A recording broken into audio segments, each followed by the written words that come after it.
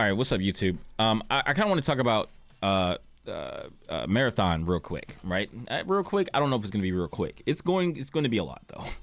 I wrote some notes down. This is kind of off the top of my head, but I was listening to Friends Per Second podcast today while I was at work, and there was a Skill Up, and there were three other people there that were all talking about, marathon and their thoughts on the game, and the pricing and the content of the game and all that kind of stuff, right? I've noticed that like other people that I've listened to that play extraction shooters and like extraction shooters talk about this game much differently than people who have never played extraction shooters. Now, I'm not talking about Skill Up, because Skill Up, he plays Hunt Showdown, he understands extraction shooters, he likes extraction shooters for the most part, I'm pretty sure. But then there are other people who don't really play extraction shooters like that. There was, I forget the other guy, Jake Baldino. He was on there, and there was another girl and another guy from GameSpot, I think. And I don't think those three guys play extraction shooters. So and they don't really understand the extraction shooter genre. So they have a different outlook on the game than somebody who plays and likes extraction shooters, right?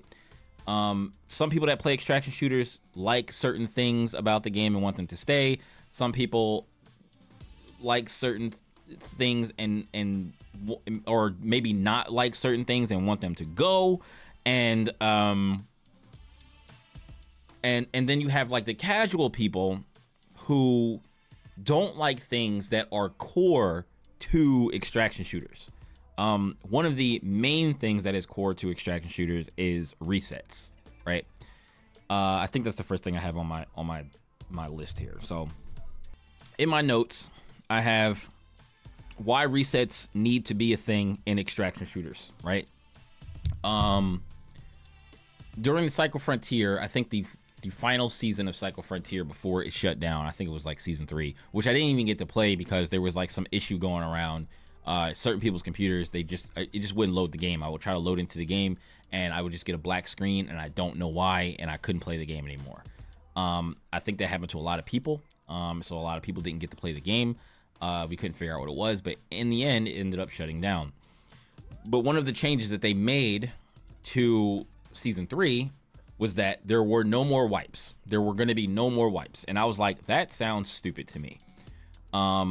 Wipes have been a thing in Tarkov, and I don't play Tarkov, but I understand what the wipes are, right? But I think the wipes in Tarkov and the stuff in Tarkov and in any other extraction shooters that have wipes, they were kind of there in like the early stages of the game, like the alpha, betas, or whatever. And every time they would make patches to the game and change things in the game, they would wipe everything, and then you would start fresh, and that's what you would do. But that kind of became the thing to do, is the wipe. So each season you would wipe and you would start at the beginning, right? And some people would say that, like, oh, well, why would I want them to wipe everything from my inventory? Like everything that I've worked hard to get, why would I want them to wipe that? You might have tons and tons of armors and tons of weapons and tons of like items and gear and stuff like that you have not gotten to use yet, and it gets wiped at the end of the season, and they're like, well, why would I want that? That shouldn't be in the game. I want to keep all my stuff. And it's like, if you do that, right, you get to a point where because this game does, like, extraction shooters don't really have levels. Like you don't level up your stats necessarily. You get stronger by getting gear, kind of the same way as Monster Hunter. You get stronger by getting better gear. So the better you get at the game, the more you can extract, the more missions and stuff you complete, the more you unlock on tier trees, and you're able to craft things that you didn't have at the beginning of the game. Or maybe you didn't do a lot of missions all the time, but maybe you go down and you go into the map, and then you fight people, you take their stuff, and then you save stuff, and you go back into the map. And sometimes people ignore the missions kind of altogether. Not altogether, but like sometimes people just ignore the missions. They might not want to do the missions, and they go down to the map just to get some PvP action or whatever, or just to get some looting action and want to sneak around, and they like that tense feeling. That's the reason why I like extraction shooters. I like the tense feeling of extraction shooters where you go down into the map and you're skulking around, especially like as a solo player. It's like you're skulking around, you're trying to be quiet, you're trying to sneak around, you don't want to be seen. You got to like watch your surroundings, you got to be aware of what's going on around you. You're listening for footsteps, you're listening for rustles in the bushes and stuff like that, and you're just kind of looking out onto the horizon and just making sure that nobody is around. Now, when I first started playing the Cycle Frontier, I was very like shook, right? And as you start to learn the map and you start to learn where people like to go, and you know, and you understand what the like how your hunts, or not your hunts, but how your raids or whatever you usually go, then you get a little bit more comfortable with running around the map. You know, sometimes you'll start sprinting a little bit across certain areas. Sometimes you might want to, you might not worry about being spotted by somebody, because you're like, okay, if I keep moving and I move quickly and keep cover, maybe somebody shoots at me, and then if they miss or they hit me, I still have a chance to like get cover, find out where they hit me from, find them quickly, so that you're not sitting there looking around and then trying to figure out where they are and you're sitting still, or you want to get in and get out of there. You know they shot you from the left, so you want to take cover between you and where you got shot from, like just different stuff like that. Like, it feels so good to do that and to try to get into the map, get loot, and then get out of the map, right? Getting out of the map with the loot is even more tense than just skulking around looking for loot, especially when you have like items and stuff that you want to that you need for like missions, or you find some really like special like gun, or some really cool gun, or some really strong like loot or whatever, and you want to get in, or you want to get out of there, right? So like it's the tense gameplay and the looting and the being in the map and the PvP and the watching out for the PvE stuff and doing and risking doing puzzles and risking doing things in the map that could get you a lot of money, but you also risk, you know, attracting players and stuff like that. Like, it feels so good, right? But then after you're doing all of that, right, at the end of the season, everything wipes. What do you get to keep, right? So you get to keep usually like any of the things that you bought from the shop, right? Any of the things that are just like cosmetic or whatever, you keep those. They don't wipe completely everything. You wipe all of your inventory, you wipe usually the missions and stuff like that. You start fresh. But the other thing that you keep that they can never take away from you is your knowledge of the game, your knowledge of the weapons that you want, the loot values and stuff like that. I think they kind of show you the loot values in the game, which they kind of should take that out, but I probably could get by. I feel like it's kind of like damage numbers in Monster Hunter. It's just like, I'll get over it. But like, you know, because you go in and you get stuff and you immediately know that it's valuable, right? But I think it's better to get the stuff and then decide whether, oh, is this valuable? Let me get out of like, this looks like it might be valuable. Let me get out of the raid. Let me extract with it and then find out if it's actually valuable, right? But then like after all the stuff gets wiped, like you keep your skill and you keep your you keep your skill, you keep your knowledge, you keep all this stuff. Like all this stuff up here is what you keep, and you go back in fresh, and now it's like a race to get the gear that you had, and you'll know what gear and what things you need, and then you can kind of race up the ladder of the factions to unlock different things and get stronger via the gear before a lot of other people can. So when you go into raids, you have a better chance of coming out on top because you know how the game works. You know what the maps look like. You know where to go get things. You know what weapons are good, you know, unless they like change things or whatever. You know what attachments you like using and all that kind of stuff. So you learn all this stuff about the game, and you use that on the next wipe, and you get better and better, and your skill builds. That's what you're keeping. It's the same thing like how you have with fighting games, right? With fighting games, you pick a character, right? And you don't keep anything. Like, I guess you keep your ranked points, right? Like, you earn your rank points. And then, you know, sometimes you get, the new season comes, you might get knocked down some rank points and you have to get back up again, right? So, but you keep all the skill that you had, and you keep all the knowledge that you have about the game. So like that's what you keep, and that's what's important, right? So like, and if you didn't do wipes, right? If you never do wipes, there will be people that just have so much stuff, and it doesn't ever feel like the game is fresh. It doesn't keep the game fresh if you don't wipe. Now, if you don't wipe, there has to be some type of thing in the game, which there is in this game, where weapons and gear and things have a durability. So like I think they said it's a hidden durability, where you go into the raid over and over again with the same stuff, and each time you go in, it knocks that durability down. So like if you take it off of somebody, which I think this is really cool actually. I don't know why they said nothing, they don't bring anything to the table when it comes to like extraction shooters. This thing about the items and the gear having this hidden durability, but it also, every time you take it into a raid, it gets more valuable. Not only does it take a durability hit, but it gets more valuable. So on the last time that you take it into a raid and it's on its like last durability, I assume that's when it would be the most valuable. So instead of going into the raid and just losing it, right? Because you're like, oh, it's about the durability is down. It's about to it's about to break. You can make sure you get out it with that last piece of last durability and then sell it for a big profit because you've been using it for so many times going into the same raid. If you're able to get in and out of the raid with that same weapon over and over and over again, then you get the value of that item to go up, and then you sell it, and then now you get a little reward for basically surviving so many times in a row, right?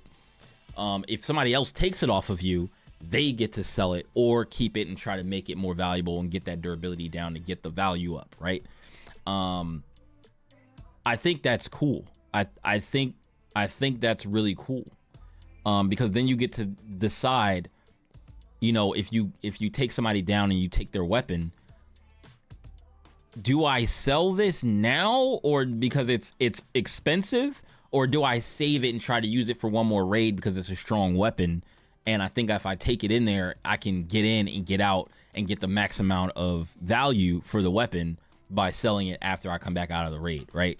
I think that's cool. I think that's a cool feature that they have in there for it. And with that feature, they wouldn't really need to wipe, because the weapons economy and stuff like that, the weapons and the gear and stuff would basically wipe themselves as you're getting more gear, as you're coming back and you're putting stuff in the stash or whatever. But then again, like you could save up a bunch of weapons, not take them into the raid, and then like have them stacked up, and you just have a giant, you know, storage of weapons, armor, and like an armory pretty much at the end of a season. And if you don't wipe, then you just start the next season OP, right? I think it's good to do that wipe. I'm down with I've never wanted an extraction shooter to not have a wipe, because what also is good about a wipe is that if you decide to take a break from the game and you're like, all right, well, I'm gonna come back for the next wipe, everybody is starting fresh the next time you come back for the wipe, right? So it's like you might have played like halfway through the season, you know, 2/3 of the way through the season or something like that, and then you're like, you know what, I want to take a break. You know, I want to take a break. This other game is coming out, and I want to try that game out. I want to play that game. Then what happens is you can come back at a fresh wipe, a fresh season, And you know that when that season starts, everybody is starting from zero. Now, you don't have the experience, but some of the other people coming in might have experience, but then that allows new players to come into the game on the new seasons, and everybody is starting fresh. So veteran players are starting fresh, new players come in, start fresh, people that are returning to the game come in and start fresh. You know what I'm saying? Like, I think that's really good for extraction shooters because everybody's starting from zero, and then you as the season goes, you build up, right? It's just like a seasonal character in Diablo, or a seasonal character in Path of Exile, right? I'm pretty sure like they have seasonal characters where you go through the season with that character, and after the season that character's done, right? So I mean, they could also do it that way where you have your character that persists, right? And that I think because people would just you would have to the seasonal characters, I feel like they would have to give some incentive for people to play the seasonal character over playing their persistent character. You know what I mean? Maybe like certain types of rewards that like people really would want to get, like some really cool cosmetics that if you play the seasonal, you get these really cool cosmetics that you can use for your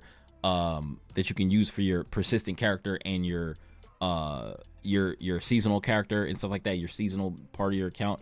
So I think that could be a thing that could be like looked at, but you know, I just want to see what the game's going to be like, right? So that's just about like wipes and stuff like that. So I think they also said that there was no reason to hunt other players when they were playing the game. They went to an event where there was a ton of content creators that they invited out to play the game, and a lot of people have never played extraction shooters before. So there were some people that were on like basically on the back foot or whatever, where like they didn't really know what was going on too much, but they were like squatted up with people and they were just trying to get in, get anything, and then get out, right? Because they were getting smoked by people who knew how to play extraction shooters and people who were just good at shooters, right? So they were like the people who were casuals at the game, they're like, oh my god, I just wanted to get something, anything, and get out. And I'm like, you underestimate the player base, right? Y'all were in a closed environment with content creators that were trying to learn the game, right? If you once you let this loose to the world, do not underestimate people going into the map explicitly just to hunt other players. Because even though you have a certain missions to do, there will be people that will hunt other players regardless of what they got. There are people that will go into the map, and if we got proximity chat, we need proximity chat, because even though it would be toxic, because I talked about that too, how they didn't want to put proximity chat in the game because it would be too toxic. And I'm like, y'all got to get up off of that.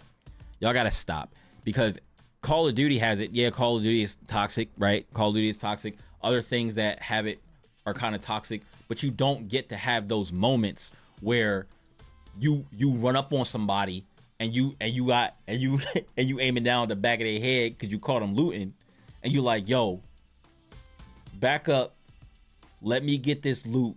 Don't make no sudden moves or I will end you. Right? Like with proximity, like you can't have those type of moments without proximity chat, because without proximity chat, it's going to be worse. In my opinion, it's going to be worse, because if somebody sees you, they can't even communicate with you to be like, yo, just let me leave. I'll let you have this gun. I'll let you have this gun if you let me out of here. I just need these items for my mission. Right?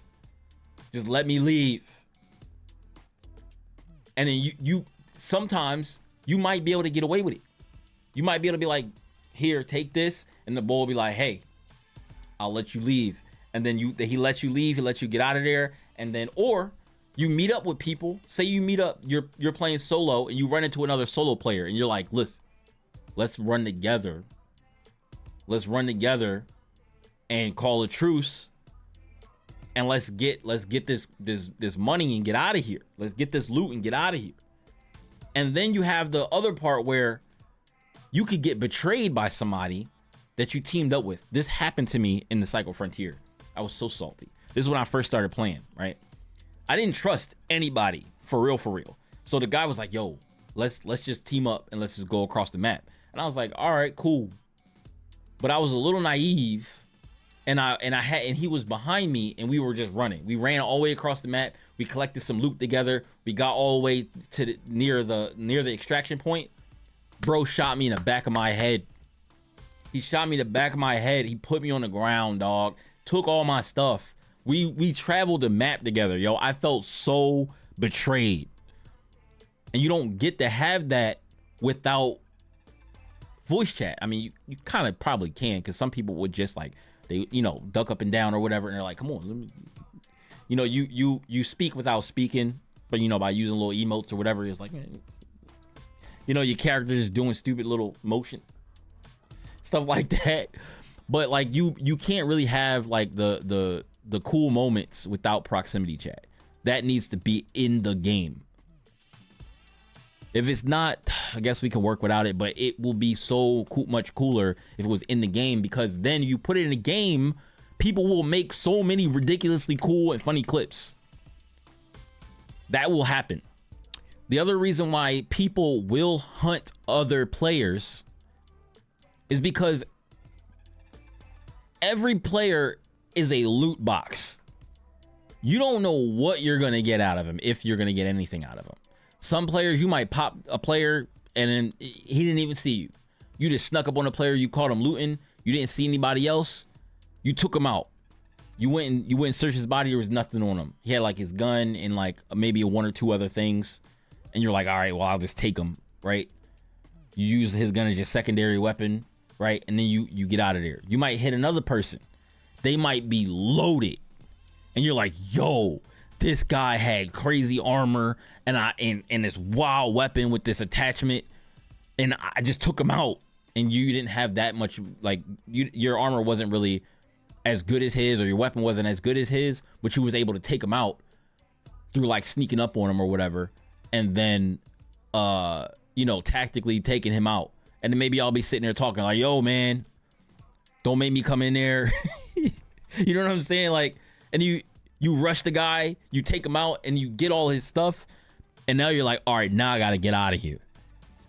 Now you got this tense moment where you're loaded with stuff, and you get out of there, and it feels so good to extract when you've got like a ton of stuff, especially when it wasn't yours and you didn't really earn it because you killed somebody to get it. It's like you technically earned it, but like you hit the jackpot and you got out of there with all of their stuff and weapons that you've never seen before. You know what I'm saying? And you put that stuff away in your storage and you're like, all right, I'm gonna hold on to that.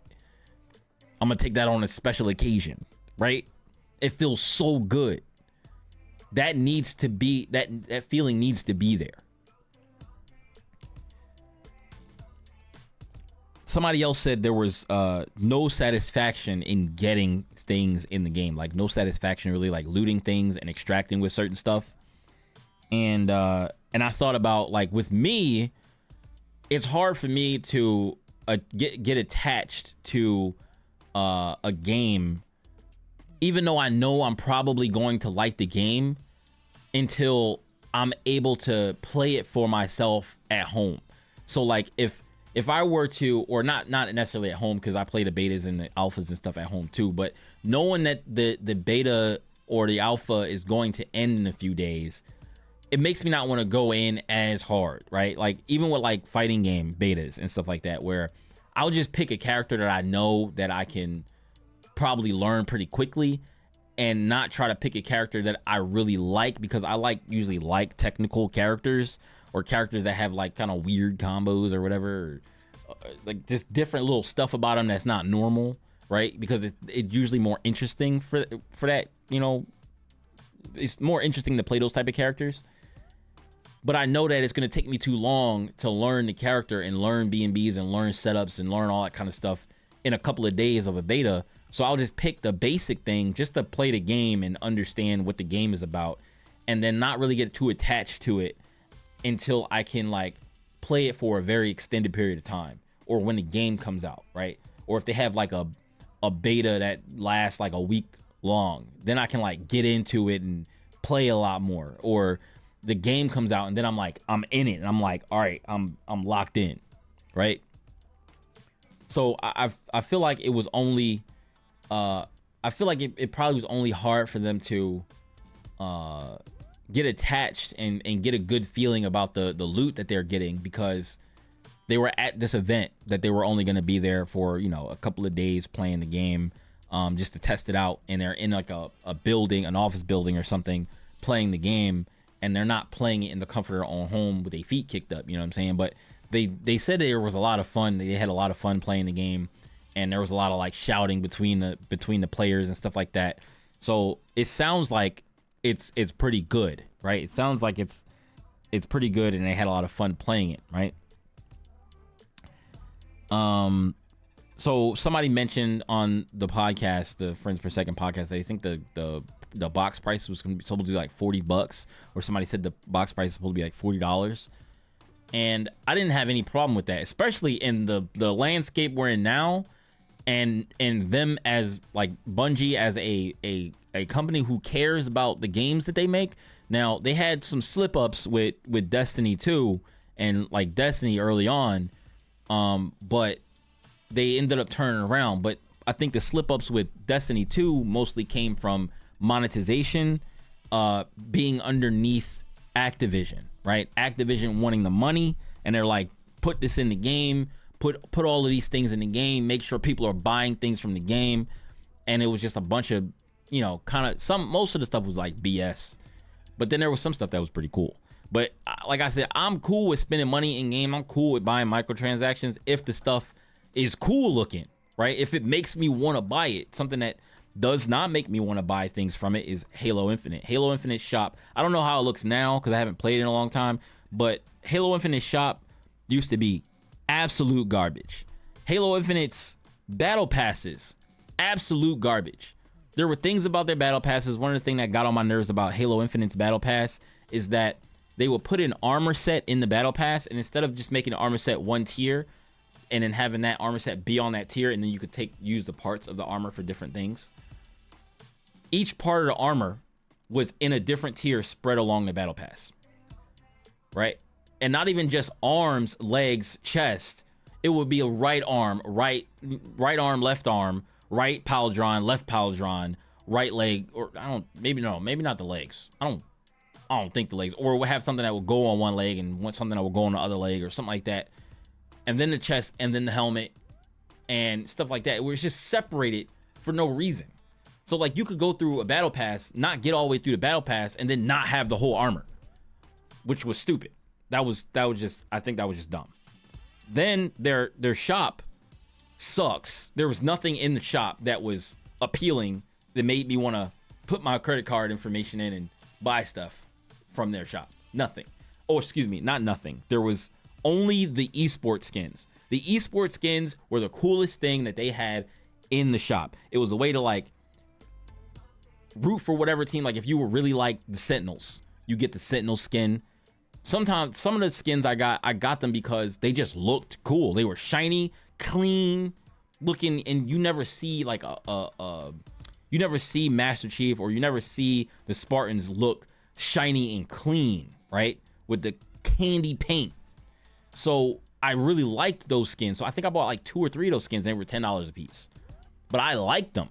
So I was like, I'm gonna get them. And there was one that I bought just because they were getting ready to get rid of it, and one team that was like not gonna exist anymore. So I made sure I bought that one because I was like, I want to keep that for when I eventually come back to the game. I'm just gonna have this armor that doesn't exist in the game anymore. I think that's what you need. If you're gonna have a shop, it needs to be stuff in there that people are willing to buy because it's cool to them. Now, it's not gonna be cool to everybody. Like I bought a lot of stuff in Valorant, right? I bought a lot of skins in Valorant, and there are people that are like, no, I ain't buying no skins in Valorant, way overpriced. It's not worth it to them. It was worth it to me. I liked them, so I would buy them. And that's how I treat things. If it's not worth it to me, then I'm not gonna buy it. I'm not gonna be mad that they put this microtransaction shop in there, but I'm gonna be mad that they put a microtransaction shop in there and then they try to just be lazy about the stuff that they put in there, and nothing looks cool, nothing looks interesting, nothing is like stand out, you know what I'm saying? But then you also at the same time can't put stuff in the game that's supposed to be cosmetic that you can earn in game and put on your character and make all that stuff suck and make only the cool stuff be in the shop. There gotta be some cool stuff in the shop, and there gotta be some really cool stuff that you can get just by playing the game, and stuff that you can get by getting to certain tiers or certain skill levels or certain ranks or whatever, and you get this cool stuff that you could only get if you're good, if you've been playing for a long time or whatever. Like, give people things that are cool looking for them to wear, for them to show off, so that when people see it, they're like, it's not only stuff from the shop, but it's stuff that are like, yo, that person is dangerous because they wearing this piece of armor, they're wearing this helmet that you can only get. Like in Halo in the past, the Hayabusa armor, you can only get it, I forget how you get it, but like you could only get it a very certain way. You had to do this very difficult stuff to get it, or you had to go out of your way to get this gear to wear. And if you saw somebody with it, it was like, yo, he did that to get that. Yo, I can't even get it. I'm not even that good. I'm not good enough to get it, right? It's too hard to get it. So it's like it's a trophy, right? You can have trophies that your character can wear, make sure they look cool, or trophies that you could put on your gun, because like your gun is pretty much the thing that you see all the time. So you want to put some trophies on the gun so people can see it, the little keychain hanging off the gun, like you put it on, like, you know what I'm saying? Like little stuff like that matters.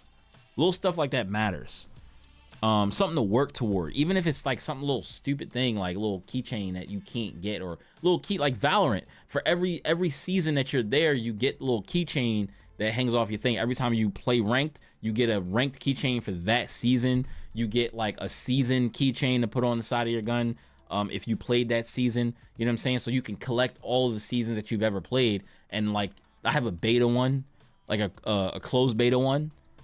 That's cool. People have like the Riot gun buddies or whatever, like that you only get from the people that work at Riot if you play games with them. And yo, that's a cool thing to have, right? A little cool collectible to have on your account. Stuff like that should be there, right?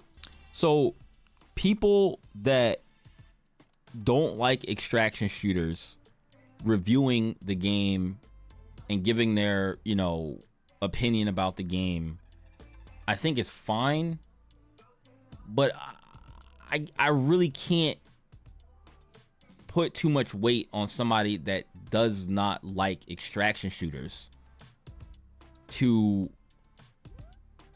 give Bungie pointers about how to make things or put things in the game that will make them like extraction shooters. Because this is the same thing. It's a niche genre, just like Monster Hunter was a niche genre, and like Dark Souls is a niche genre, right? Kind of.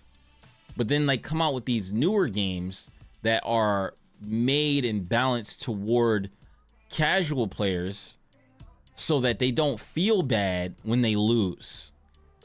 And it's like they were talking about how hardcore an extraction shooter feels and how much you can get tilted if you don't understand what you're getting yourself into.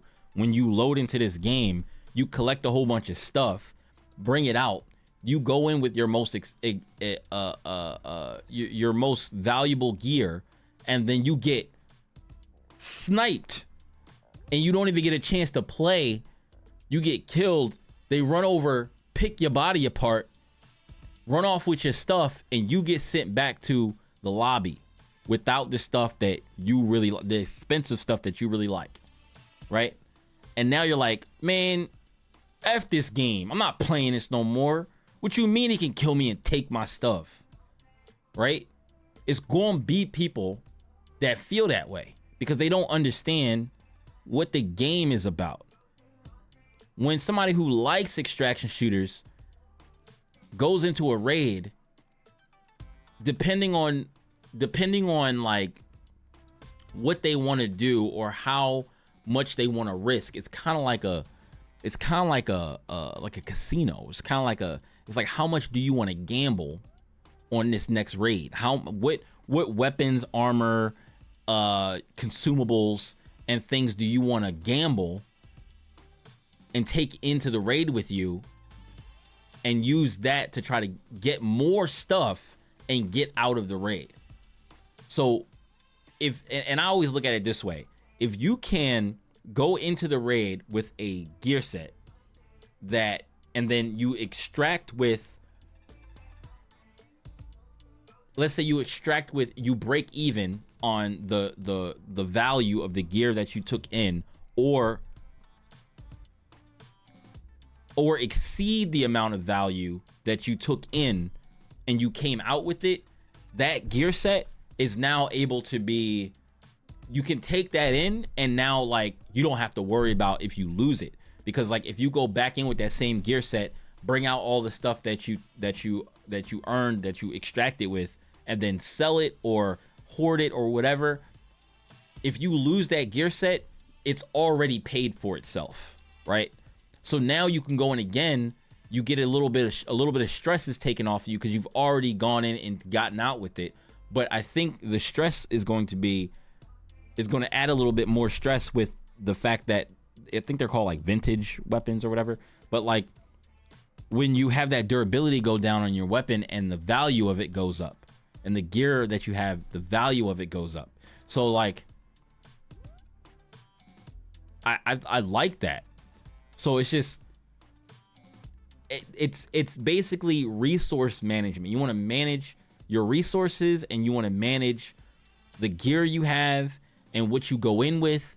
And if you decide, you know what, I'm getting ready to go in and do some like puzzle, or I'm getting ready to go in and go after a key, like a locked door that you have a key for, and you want to go in there and get a lot of stuff and make it out. You want to go in maybe with solid gear and not just some throwaway gear, so that you can be ready if somebody tries to run up on you, right? I think that's good. Like that's what you want to be doing in this game, is trying to figure out what you want to do with your gear. You're gambling your gear.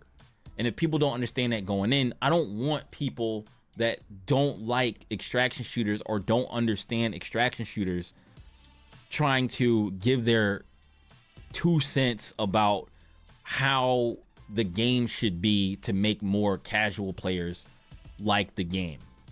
Because then we come out with a game that the casual players may not even like that much, because they still get their stuff stolen from them. And then the hardcore players that really like extraction shooters don't like, because it's not what they wanted it to be, and it doesn't make them feel tense. It doesn't make them feel like a good extraction shooter would make you feel when you extract with a lot of stuff.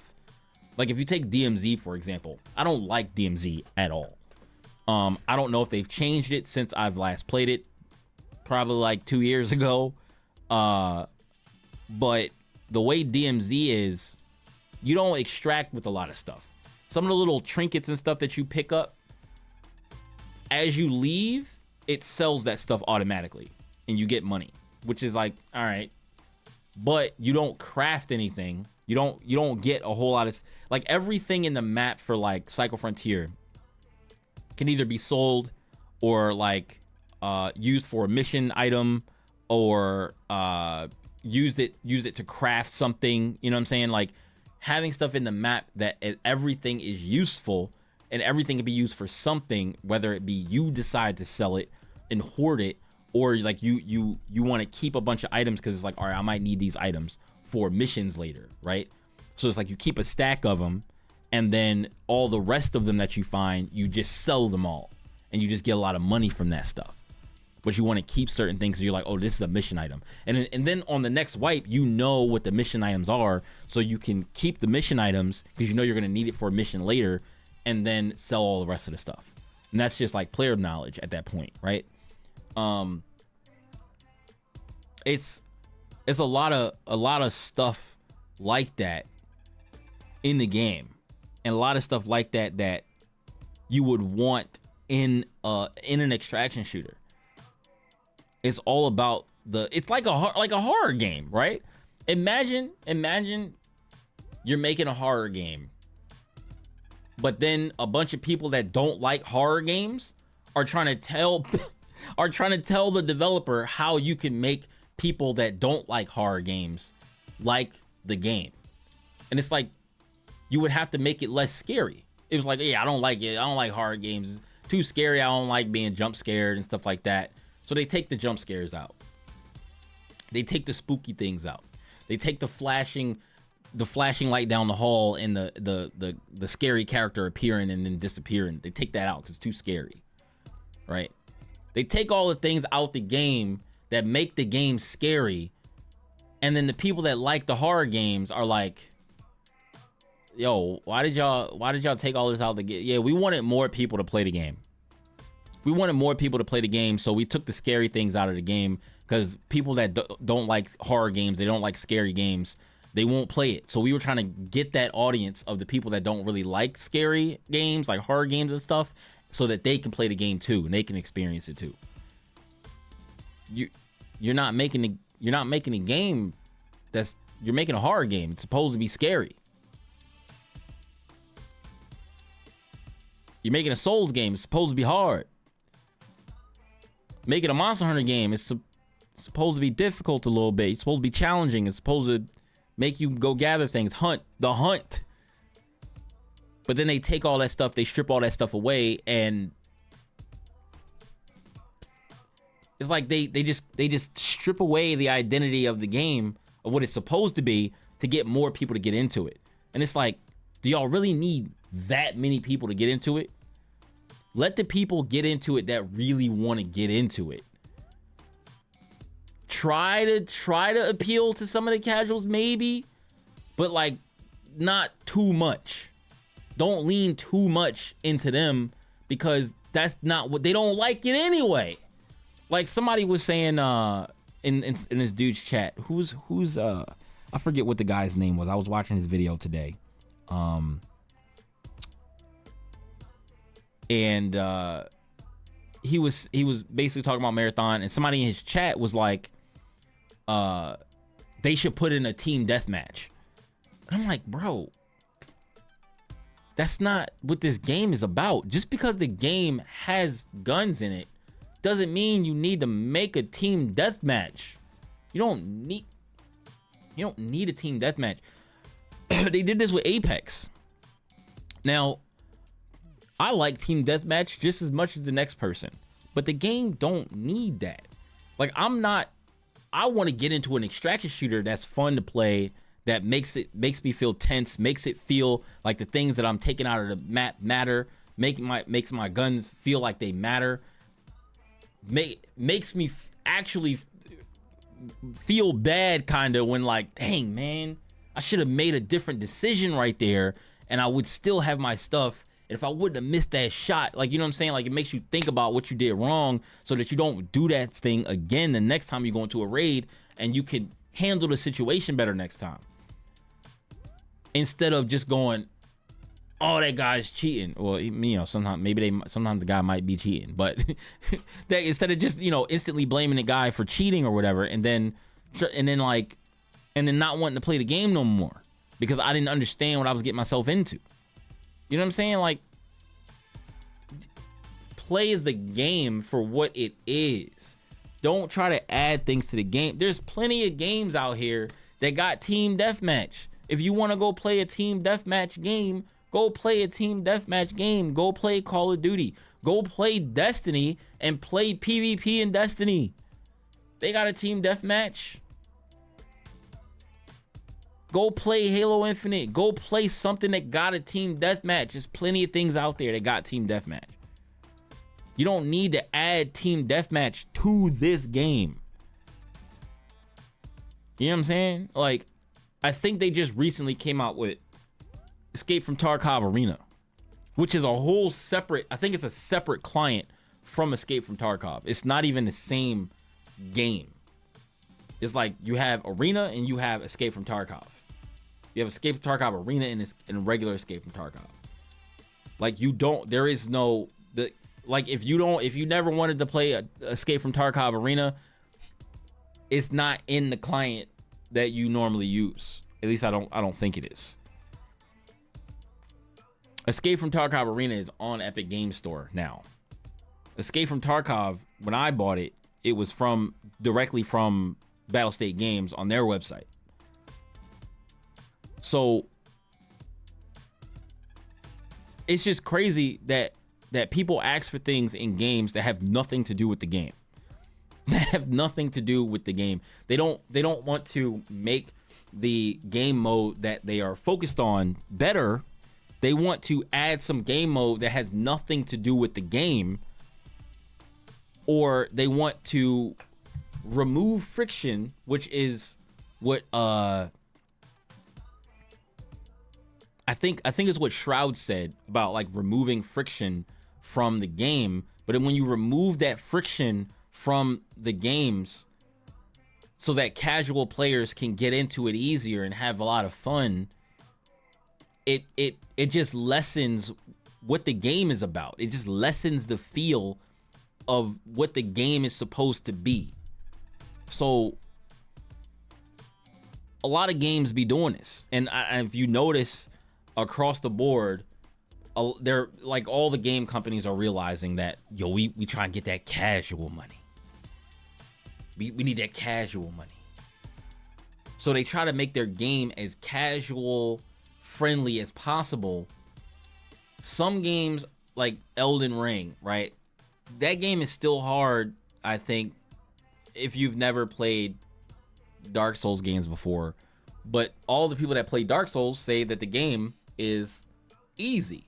Just like how I say that Wilds is easy. Monster Hunter Wilds is easy. And for new players, maybe it's kind of hard, but I don't think it's challenging. Like I think it's hard because they don't know how to fight monsters yet. Once they learn how to fight the monster, once they learn how to use their weapon and not get hit, they're good. They don't really learn about the different zones to hit the monster. They don't learn about weapon bouncing really that much. They don't learn about how their sharpness matters. They don't learn nothing because you can just shred through all the monsters super easy, just like a hot knife through butter, because there is no weapon bouncing on anything unless like your blade is falling apart. I said this before in a previous thing. Like if your blade is falling apart and it's on red, then your weapon will start bouncing off of stuff. But all low rank, I don't ever really remember my weapon bouncing unless I'm playing Charge Blade, because when I'm playing Charge Blade, you're supposed to charge up your sword and wait for it to turn red. And when it turns red, you plug it into your shield and you fill up your files. But even they made that easier. They held your hand with that too. When I use Charge Blade and I charge my sword up and it hits red, and it automatically will bounce off of anything once it's overcharged. It'll turn red, and then after that it will glow red. And if it's glowing red, it's overcharged and it will bounce automatically no matter what. Before, it would just bounce and you'd be like, oh crap, let me charge my blade. Now, if your weapon bounces, they automatically charge your blade for you. I mean, they automatically charge your files for you. They don't need to be there. Who's turning away from the game because they're like, oh, I didn't know that I needed to charge them. I thought my blade was supposed to stay completely glowing red the whole time, but I was bouncing off everything. I didn't understand what I was supposed to do. You learn through the game that you're supposed to charge your files. That's the whole point of having the Charge Blade. If your weapon is bouncing, it's charge your files now. Go do the thing. But they're like, oh, well, we did it for you since, you're gonna have to do it anyway, so we just did it for you. For all of that, they don't need to do the weapon bounce thing. Just when it gets to glow red, the next hit, you just slice through and automatically charge your files. They might as well just do it that way. They want to really hold your hand. I was like super surprised about that. It was like such a little minor thing, and it's just like, what y'all do that for? What do y'all? I don't need my hand held for playing Charge Blade. Like, y'all forced me to charge my blade because my weapon bounced. I could figure that out myself. I've played Charge Blade since the Charge Blade existed in 4. Like, come on. I can't even turn it off. Come on.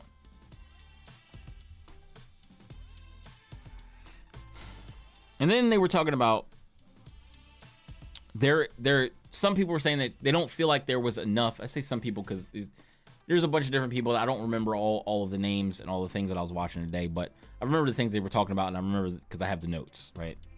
I didn't write their names down. I sort of wrote their names down too. But some people were saying that there's not enough content in the game to justify the premium price tag. Game $40 in a sea of games that's about to be, we talking about games about to be $80 and $90. People are scared that games about to be $100 base. You know what I'm saying? So in a sea of these games and in this landscape of games that's $80 and $90 and potentially $100 base, their game is $40. I can get with that. I'm cool. I can get with that. I don't think there's a problem there. But I do think that I agree with Skill Up, because he was saying that he doesn't really believe in them making this game cost $40. It's going to, because it is a barrier to entry. Some people who know what extraction shooters are, but may not have played extraction shooters, this is going to be when they're really not going to, they're probably going to be like, nah, I'm good. I'm not going to pay $40 for a game I know I'm not going to play. But they may have played it. They may have downloaded it and tried it out to see if maybe Bungie did a better job at making an extraction shooter that they might like playing. Because they see it, they're looking at it, they're like, yeah, I mean, I might give it a try. Is it free? I might pick it up if it's free. And then they're like, no, it's not free. They're like, but Destiny is free. Why isn't this game free? And they're like, yeah, it's $40.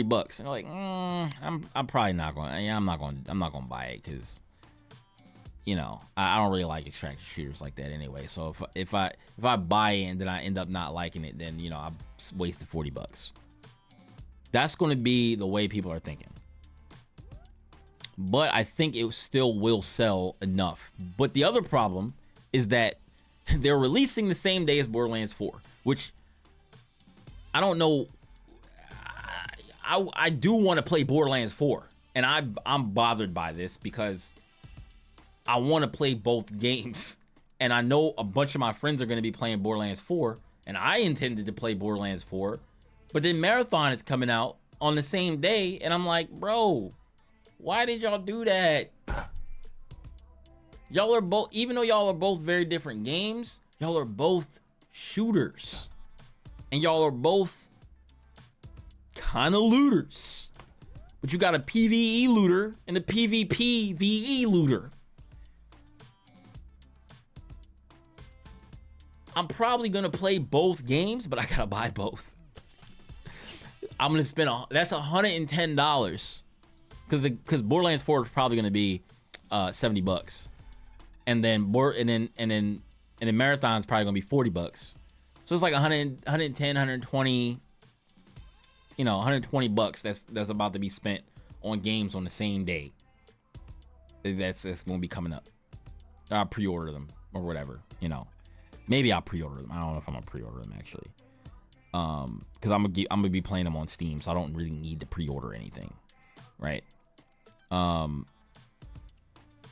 Unless there's something in like the pre-order bundle that I actually want, or there's like early access and I want to get it because I want to start, you know, posting content for it earlier than a couple of days, then maybe, because that's like kind of an investment on my content and stuff like that. So possibly.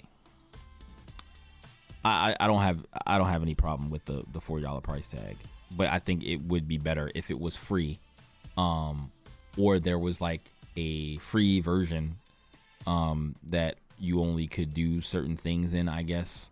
And then like you buy the full version for $40, 2 versions, the premium version, but not a pay to win. I don't know how you would do that. Not with this game. So yeah, I don't know. I would prefer it to be free, especially because it's an extraction shooter competing with lots of other shooters that are free.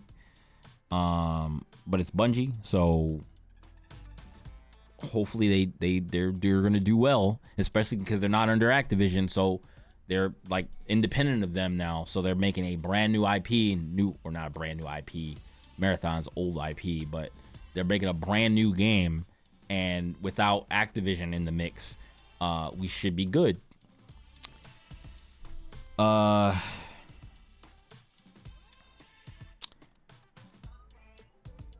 There was also talks about how they're worried about they're saying that ranked mode at a high tier, they're worried about ranked mode at a high tier being slow because if it works with like the gear that you take into ranked mode or something like that, where you're taking a certain values worth of gear into ranked because you have to, basically you're gambling. So like you would take like 10k worth of gear into the raid based on like your guns and your armor and your whatever gear you have equipped into the raid, so that it's fair, so like people don't go into the raid not wearing barely anything and trying to just get other people's stuff, right? And it being slow, I think at a high tier it's going to end up being slow no matter what, because the whole point is to extract. Especially if somebody goes in solo, the whole point is to extract. That's the goal. The goal is not to kill a bunch of characters and then extract. Maybe some of the missions might be,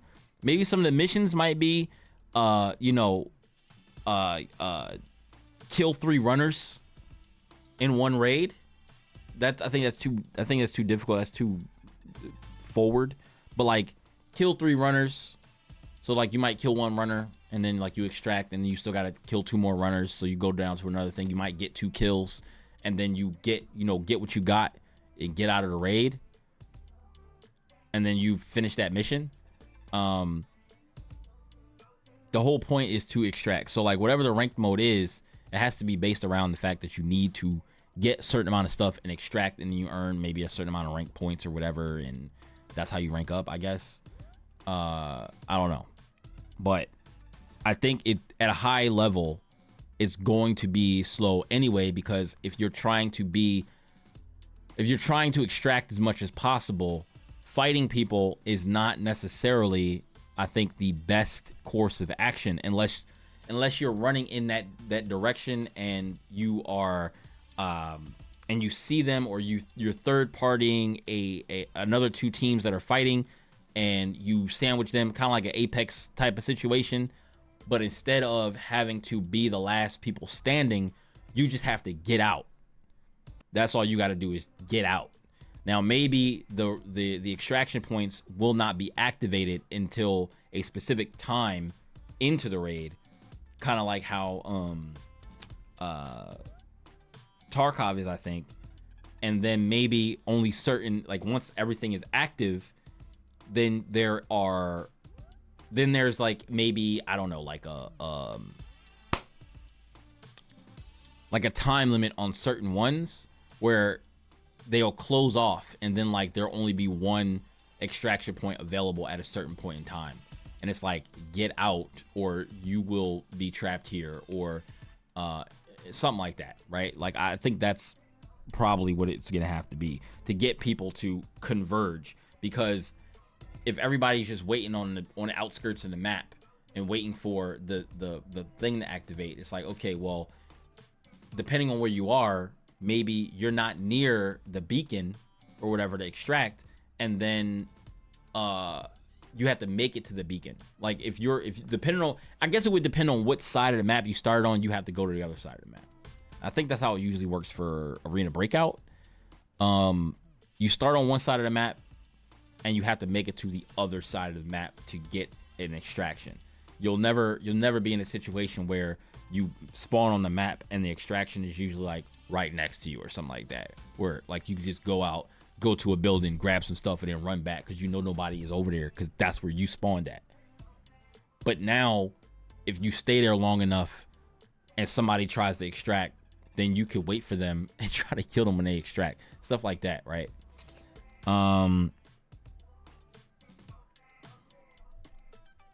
think that the matchmaking in high rank play will be slow, but I think that the ranked play in like a tournament or something like that would be much different and play out much different. The same way online matches play out much differently than a tournament in Valorant, right? Tournaments in Valorant play out a certain way. Tournaments with teams play out a certain way. Whereas, like, if you're playing online with randoms, it's not going to be like you're playing a tournament with the best players in the world. You know what I'm saying? So it's kind of inevitable that I think that the game will play slow at a high tier or high rank. And the last thing, I guess, down here, let's see. Well,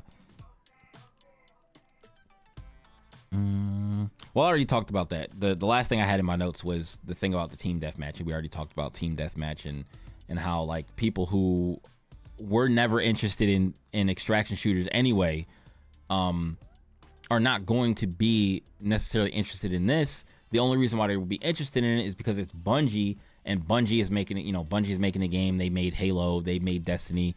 Maybe the Destiny player that is looking at their next game and they're like, oh, they're making a PvP only game. It's like, y'all need to put this in the game. Y'all need to do this with the game, or else the game's gonna suck. This sucks that y'all are making just a PvP only game. I didn't never like playing PvP. I only played the PvE. It's like, dude, they're making this game. They're making an extraction shooter. And it's not going to be for everybody. Destiny is still there if you want to still play Destiny. You know, I guess they'll still be maybe updating the game with events and stuff like that. I don't know what they're going to do. I don't know what they're doing with Destiny. I still haven't played the final shape. I probably should play the final shape before Marathon comes out. Just to get Destiny out of the way.